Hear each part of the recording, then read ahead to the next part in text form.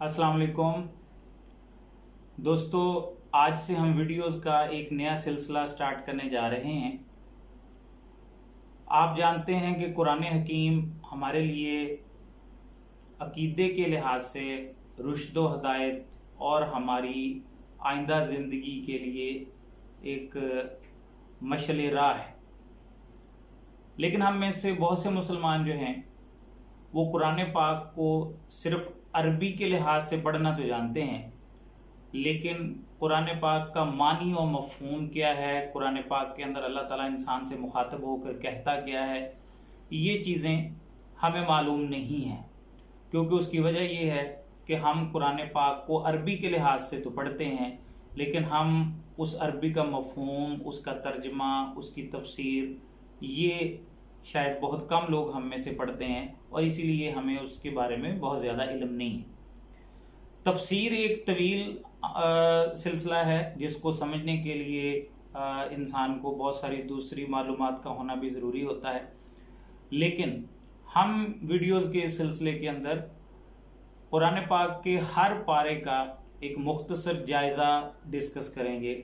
यानी हम अलग अलग हर सिपारे के बारे में ये समझेंगे कि उस सिपारे के अंदर अल्लाह ताला इंसान से मुखातब होकर कौन सी अहम बातें इंसान को समझाने की कोशिश कर रहा है, हर पारे का मौजूए गुफ्तगू क्या है, हर पारे का असलूब क्या है, उसमें कौन कौन से अहम नुकात अल्लाह ताला ने इंसान से मुखातब होकर डिस्कस किए हैं।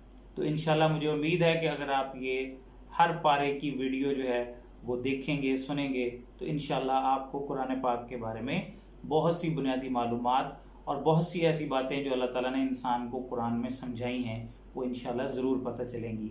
तो चलिए आज की वीडियो स्टार्ट करते हैं। जी दोस्तों, पहला सिपारा जो है उसमें 5 बातें अल्लाह ताला ने बयान की हैं। पहले नंबर पर इंसानों की इकसाम बयान की हैं जो कि 3 हैं, मोमिनीन, मुनाफिकीन और काफरीन। और इसी तरह मोमनों की भी 5 सिफात मज़कूर हैं, ईमान बिल गैब, अकामत सलात, इन्फाक, ईमान बिल कुतुब, यकीन बिल आखिरत। मुनाफिकीन की भी कई खसलतें मज़कूर हैं, मसलन झूठ, धोखा, अदम शऊर, कल्बी बीमारियाँ, अहकाम इलाही का इस्तेहज़ा, फितना व फसाद, जहालत, जलालत, तज़ब्ज़ुब वगैरह। और कुफ़ार के बारे में बताया गया है कि उनके दिलों और कानों पर मोहर और आँखों पर पर्दा है। फिर दूसरे नंबर पे इस सिपारे में कुरान का एजाज़ बयान किया गया है। जिन सूरतों में कुरान की अज़मत बयान हुई उनके शुरू में हरूफ मुक़त्तिआत हैं, ये बताने के लिए कि इन्हीं हरूफ से तुम्हारा कलाम भी बनता है और अल्लाह ताला का भी, मगर तुम लोग अल्लाह ताला के कलाम जैसा कलाम बनाने से आजिज़ हो। फिर तीसरे नंबर पर इस पारे के अंदर किस्सा हज़रत आदम अलैहिस्सलाम बयान किया गया है। अल्लाह ताला का आदम अलैहिस्सलाम को खलीफा बनाना, फ़रिश्तों का इंसान को फसादी कहना, अल्लाह ताला का आदम अलैहिस्सलाम को इल्म देना, फ़रिश्तों का इकरार अदम इल्म करना, फिर फ़रिश्तों से आदम अलैहिस्सलाम को सजदा करवाना, शैतान का इनकार करना, फिर मरदूद हो जाना, जन्नत में आदम व हव्वा अलैहिस्सलाम को शैतान का बहकाना और फिर इंसान को खिलाफत अर्ज़ अता होना, ये चीज़ें बयान की गई। फिर चौथी चीज़ जो इस बारे में बयान की गई है वो है अहवाले बनी इसराइल। दोस्तों, उनका कुफरान नेमत और अल्लाह ताला का उन पर लानत नाज़िल करना, ये इस बारे में बयान हुआ है। 5वीं चीज़ जो इस बारे में डिस्कस हुई है वो है किस्सा हज़रत इब्राहीम अलैहिस्सलाम। हज़रत इब्राहीम अलैहिस्सलाम का अपने बेटे के साथ मिलकर खाना काबा की तामीर करना और फिर अल्लाह ताला से उसे कबूल करवाना और फिर तौबा व इस्तग़फ़ार करना, ये 5 बातें इस सिपारे के अंदर डिस्कस हुई हैं। अब हम इस पारे में अहम नुकात को खुलासे की शक्ल में डिस्कस करते हैं। पहले पारे की इब्तिदा सूरह फातिहा के बाद सूरह बकरा से होती है। बकरा गाय को कहते हैं। इस सूरत में दूसरे मज़ामीन के अलावा ज़्यादातर रुए सुखन बनी इसराइल की तरफ है। उनके दिलों में इस्लाम के लिए नरम गोशा पैदा करने के लिए इस मोजज़ाना वाक़ये की तरफ इशारा के तौर पर پوری صورت کو بقرہ سے موسوم کر دیا گیا. یہ قرآن کریم کی طویل ترین صورت ہے. حروف مقطعات سے صورت کی ابتدا کر کے یہ پیغام دیا گیا ہے کہ قرآنی علوم و معارف سے استفادہ کے لیے اپنی جہالت اور کم علمی کا اعتراف اور علمی پندار کی نفی پہلا زینہ ہے، اور کلام الہی پر غیر متزلزل یقین اور اسے ہر قسم کے شکوک و شبہات سے بالا تر سمجھنا یہ دوسرا زینہ ہے. نیز یہ بھی اس پارے کے اندر بتایا گیا ہے کہ سورہ فاتحہ میں جس صراط مستقیم کی درخواست کی گئی تھی وہ قرآن کریم کی شکل میں آپ کو عطا کر رہے ہیں. ابتدائی 20 آیتوں میں انسان کی 3 قسموں کا بیان ہے. پہلی قسم ان لوگوں کی ہے جو اپنی زندگیوں میں انقلابی تبدیلیاں لانے کے لیے اپنے مالی و جسمانی اعمال کو قرآنی نظام کے تابع لانے کے لیے تیار ہیں. یہ لوگ قرآن کریم اور اس سے پہلی آسمانی کتابوں پر پختہ یقین رکھتے ہیں. دوسری قسم ان لوگوں کی ہے جو کافر ہیں. وہ اپنی زندگی کی اصلاح اور اس میں قرآنی نظام کے مطابق تبدیلی کے لیے بالکل تیار نہیں ہے. تیسری قسم ان خطرناک لوگوں کی ہے جو دلی طور پر قرآنی نظام کے منکر ہیں مگر ان کی زبانیں ان کے مفادات کے گرد گھومتی ہیں. قرآن کریم کو ماننے میں اگر کوئی مفاد ہے تو اسے تسلیم کرنے میں دیر نہیں لگاتے، اور اگر اس سے مفادات پر کوئی چوٹ پڑتی ہے تو اس کا انکار کرنے میں بھی دیر نہیں لگاتے. ان کے دل و زبان میں مطابقت نہیں ہے، اسے منافقت کہتے ہیں. یہ لوگ اصلاح کے نام پر دنیا میں فساد برپا کرتے ہیں اور قرآنی نظام کے وفادار اہل ایمان کو عقل و دانش سے محروم سمجھتے ہیں، حالانکہ یہ لوگ خود شعور و آگہی سے بے بہرا اور محروم ہیں.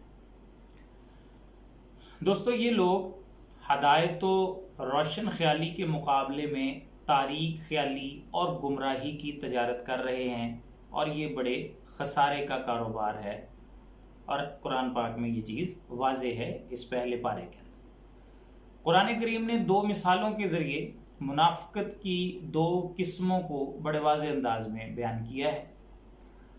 پہلی مثال یہ ہے کہ کسی شخص نے ٹھٹھرتی اندھیری رات میں سردی سے بچنے اور روشنی حاصل کرنے کے لیے آگ جلائی، اور جیسے ہی چاروں طرف روشنی پھیلی تو وہ آگ ایک دم بجھ گئی اور وہ گپ اندھیرے میں کچھ بھی دیکھنے کے قابل نہیں رہا. دوسری مثال یہ دی گئی ہے کہ رات کے وقت اندھیرے کے اندر کھلے میدان میں موسلا دھار بارش میں کچھ لوگ پھنس کر رہ گئے. بجلی کی کڑک ان کے کانوں کو بہرا کیے دے رہی ہو اور چمک سے ان کی آنکھیں خیرہ ہو رہی ہوں، اور اس ناگہانی آفت سے وہ موت کے ڈر سے کانوں میں انگلیاں ٹھوسے ہوئے ہوں. بجلی کی چمک سے انہیں راستہ دکھائی دینے لگے، مگر جیسے ہی وہ چلنے کا ارادہ کریں تو اندھیرا چھا جائے اور انہیں کچھ بھی سجھائی نہ دے. یہ لوگ اندھے اور بہرے ہیں کیونکہ آیات خداوندی کے تقاضوں کو پورا نہیں کرتے. اس کے بعد انسانیت سے پہلا خطاب یہاں پہ کیا گیا ہے اور ایک وحدہ لا شریک رب کی عبادت کا پہلا حکم دیا گیا. پھر توحید باری تعالیٰ پر کائناتی شواہد کو بطور دلیل پیش کیا گیا ہے، جس میں انسان کو عدم سے وجود بخشنا اور اس کی زندگی کی گزر بسر کے لیے آسمان اور زمین کی تخلیق اور بارش اور سبزیوں اور پھلوں کی پیدائش کا تذکرہ ہے. پھر یہاں قرآن کریم کے احکام الہی ہونے کی عقلی دلیل دی گئی ہے کہ اگر تم اسے بشر کا کلام سمجھتے ہو تو تم بھی بشر ہو، ایسا کلام بنا کر دکھاؤ ورنہ جہنم کا ایندھن بننے کے لیے تیار ہو جاؤ. قرآن کریم کی ایک صورت بلکہ ایک آیت بنانے سے بھی عاجز آ جانا اس بات کی واضح دلیل ہے کہ یہ محمد علیہ السلام کا کلام نہیں ہے بلکہ اللہ تعالیٰ کا کلام ہے۔ اس کے بعد قرآنی نظام کے منکرین کے لیے جہنم کے بدترین عقوبت خانے کی سزا اور اس کے ماننے والوں کے لیے جنت کی بہترین نعمتوں اور پھلوں کے انعام کا تذکرہ ہے۔ قرآن کریم کتاب ہدایت ہے۔ انسانی ہدایت و رہنمائی کے لیے کوئی بھی اسلوب یا کوئی بھی اسلوب بیان اپنا سکتا ہے اور اس مقصد کے حصول کے لیے مکھی یا مچھر یا کسی دوسرے چھوٹے یا بڑے جانور کی مثال دے سکتا ہے۔ مسئلہ مثال کا نہیں، اس سے حاصل ہونے والے مقصد کا ہے۔ تخلیق انسانی کی ابتدا کا تذکرہ آیت نمبر 30 سے 39 تک 9 آیتوں میں ہے۔ انسان اس سرزمین پر اللہ تعالیٰ کا نائب اور خلیفہ ہے اور اس کی وجہ انسان کا حصول علم کی صلاحیت رکھنا ہے۔ انسان بلندی و عظمت کی بنا پر اسے مسجود ملائک بنایا گیا۔ ناپاک نطفہ سے تخلیق دے کر عظمت و بلندی کے تمام مراحل آنن فانن طے کرائے گئے اور اسے مسجود ملائک بنایا گیا۔ پستی سے عظمت کے بام روئی تک پہنچایا۔ آدم سے حوا کی پیدائش سے نر اور مادہ کے ملاپ کے بغیر ایک انسان سے دوسرا انسان پیدا کرنے کا امکان ثابت ہو سکتا ہے، بلکہ آدم کی مٹی سے تخلیق سے یہ نقطہ بھی واضح ہوتا ہے کہ جس مٹی سے سبزیوں اور پھلوں کی شکل میں مادہ حیات انسانوں میں منتقل ہوتا ہے، اس سے براہ راست وہ مادہ لے کر بھی انسان کو وجود میں لایا جا سکتا ہے۔ پھر یہاں یہ بیان کیا گیا ہے کہ انسان اس سرزمین پر بطور سزا نہیں بلکہ بطور امتحان بھیجا گیا ہے۔ قرآن کریم کی شکل میں آسمانی ہدایت کی پیروی اس کی کامیابی کی علامت اور اس کی مخالفت اور کفر اس کی ناکامی اور نامرادی کی علامت قرار دی گئی۔ اس کے بعد بنی اسرائیل کا تذکرہ ہے جو آیت نمبر 40 سے شروع ہو کر آیت نمبر 123 تک 83 آیات پر مشتمل ہے۔ دوستو، بنی اسرائیل دنیا کی ایک منتخب قوم تھی، انبیاء کی اولاد تھی اور اللہ تعالیٰ نے انہیں اس دور کی سیاسی و مذہبی قیادت و سیادت سے نوازا ہوا تھا، مگر ان کی نااہلی اور اپنے منصب کی منافی حرکات کی وجہ سے اللہ تعالیٰ نے انہیں معزول کرنے کا فیصلہ کر لیا کہ اس منصب کے اہل اور حقیقی وارث امت محمدیہ کی شکل میں اس سرزمین پر تیار ہو چکے ہیں۔ تقریباً آدھے سپارے پر محیط اس قوم کے جرائم اور عادات بد کی ایک طویل فہرست ہے جو 40 نکات پر مشتمل ہے۔ یہ وہ فرد جرم ہے جو بنی اسرائیل کے اس منصب عالی سے معزولی کا سبب ہے۔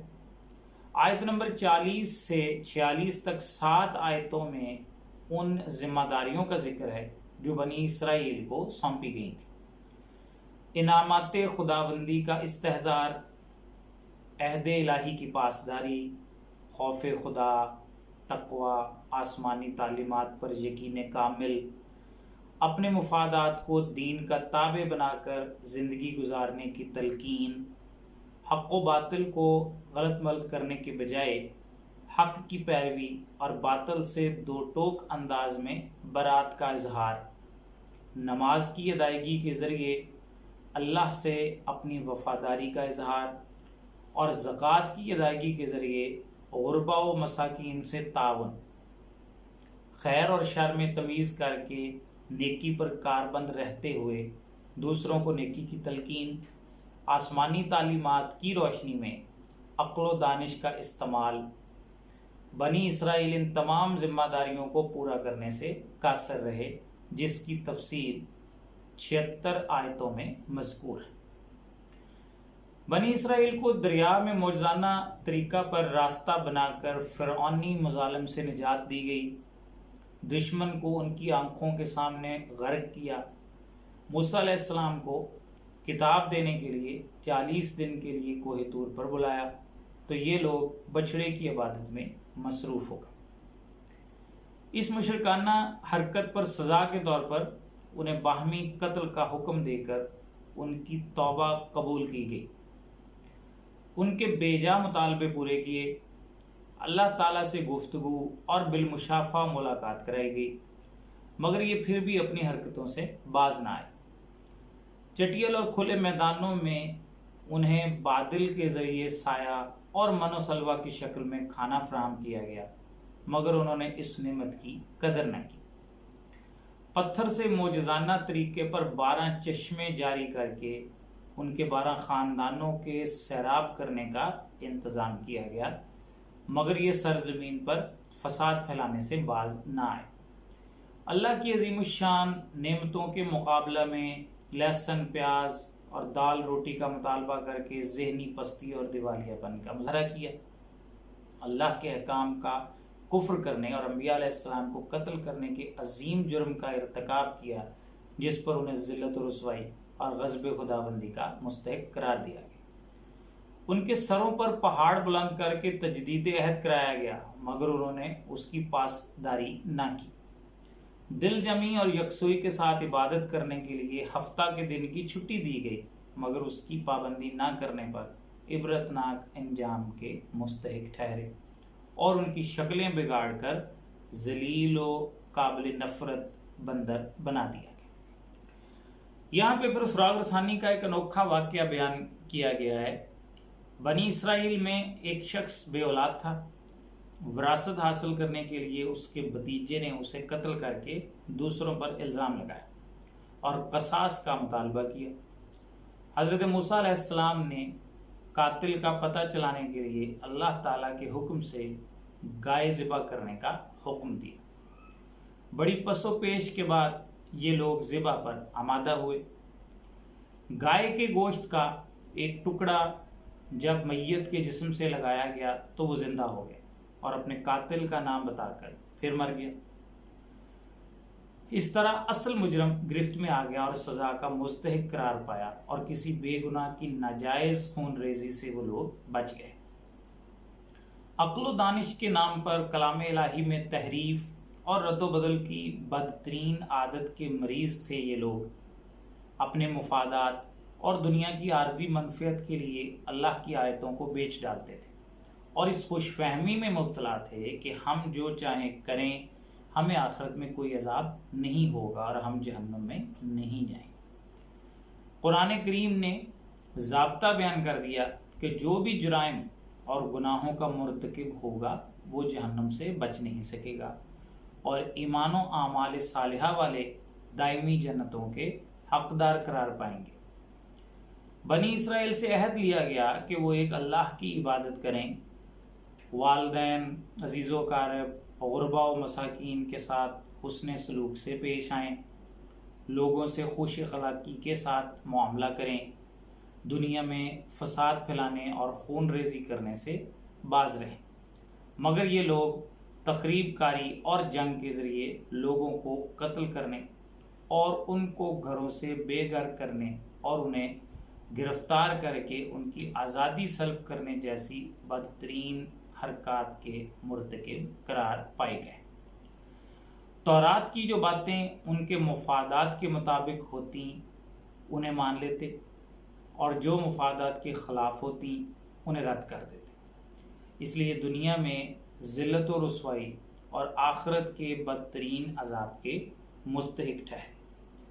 ان کا دعویٰ تھا کہ آخرت میں تمام نعمتیں اور جنت صرف ہمارے ہی لیے ہے۔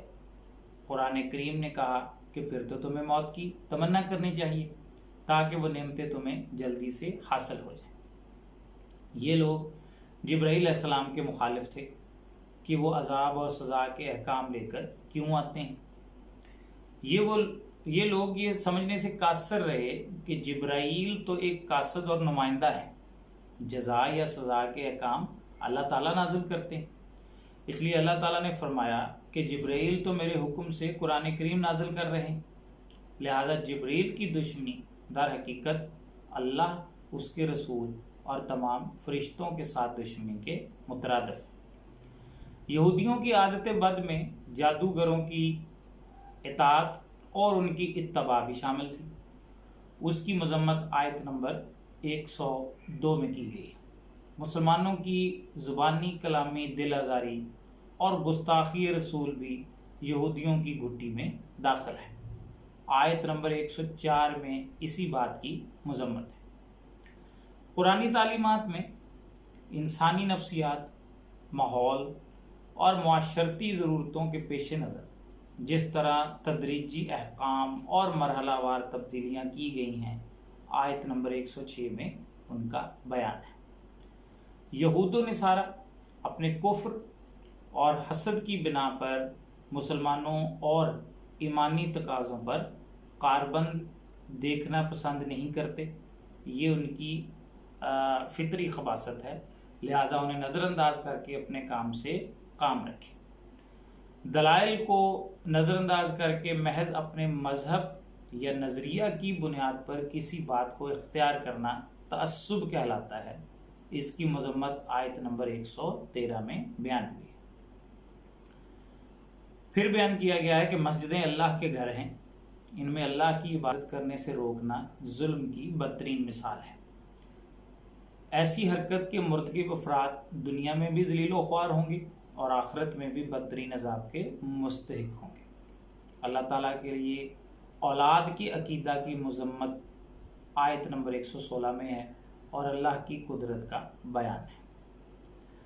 یہود و نصارہ کے تعصب کی بدترین شکل کو بیان کیا گیا ہے کہ اس وقت تک مسلمانوں سے خوش نہیں ہوں گے جب تک مسلمان اسلام سے دستبردار ہو کر یہودیت یا عیسائیت کو اختیار نہ کر لیں۔ آسمانی کتاب کی تلاوت کا حق ادا کرنے کی تلقین کے ساتھ بنی اسرائیل پر انعامات کی بارش کا ایک مرتبہ پھر تذکرہ اور یوم احتساب کی یاد تازہ کر کے یہودیوں کے بارے میں گفتگو پوری کر دی گئی۔ پھر انسانیت کے لیے مثالی شخصیت حضرت ابراہیم علیہ السلام کا تذکرہ شروع ہوتا ہے۔ ان کی ابتلاء و آزمائش اور اس میں کامیابی کی شہادت کے ساتھ ہی انہیں امامت انسانیت کے منصب پر فائز کرنے کا اعلان اور ابراہیمی زندگی اپنانے والے ہر شخص کو اس عہدہ کا اہل قرار دینے کا فیصلہ بیان کیا گیا ہے۔ حضرت ابراہیم علیہ السلام کی دینی خدمات، خاص طور پر تعمیر کعبہ کا کارنامہ جو انسانوں کے لیے مرکز وحدت ہے، پھر دعائے ابراہیمی کا ذکر جس کے نتیجے میں بعثت نبوی اور امت مسلمہ کو وجود ملا۔ پھر یہاں اس مثالی شخصیت کے مثالی خاندان کا تذکرہ اور بیان کہ اگر آباء و اجداد حق و انصاف کے علمبردار ہوں تو ان کی اتباع و تقلید ہی کامیابی کی اصل کلید ہے۔ آخر میں باضابطہ اعلان کہ وہ لوگ جو گزر چکے ہیں ان کے اعمال کے مطابق ان کے ساتھ معاملہ ہوگا اور تمہارے اعمال کے مطابق تمہارے ساتھ معاملہ ہوگا۔ پھر اہم نکات اور عمل کی باتیں جو اس پارے میں ہیں ان کو ذرا آخر میں ایک دفعہ پھر دیکھ لیتے ہیں۔ دعا مانگنے سے قبل اللہ کی تعریف کرنا، سب سے اہم دعا ہدایت کی دعا مانگنا، اللہ کے نیک بندوں کی راہ مانگنا، اللہ کی کتاب کو ہر شک و شبہ سے پاک سمجھنا، ہر نیکی کی بنیاد تقوی کو اختیار کرنا، منافقت کی سب سے بڑی علامت جھوٹ سے بچنا، اصلاح کے نام پر فساد کرنے سے بچنا، اللہ کے ساتھ کسی کو شریک نہ کرنا، فضیلت والا کام یعنی علم حاصل کرنا، ہر مشکل وقت اللہ کی طرف رجوع کرنا، لوگوں سے عمدہ بات کہنا، حسد کے جواب میں عفو و درگزر سے کام لینا، احسان کے درجے پر عمل صالحہ کرنا، ہدایت صرف اللہ سے مانگنا، کتاب کی تلاوت کا حق ادا کرنا، مرتے دم تک اسلام پر قائم رہنا اور اللہ تعالیٰ کا فرما بردار رہنا۔ دوستو، امید ہے کہ یہ مختصر سا جائزہ جو ان تمام مضامین کے حوالے سے پیش کیا گیا ہے جو پہلے اس بارے میں اللہ تعالیٰ نے بیان کیے ہیں آپ کو پسند آیا ہوگا۔ انشاءاللہ بہت جلد دوسرے سپارے کی تفصیل کے ساتھ آپ کی خدمت میں حاضر ہوں گا۔ تب تک کے لیے اللہ حافظ۔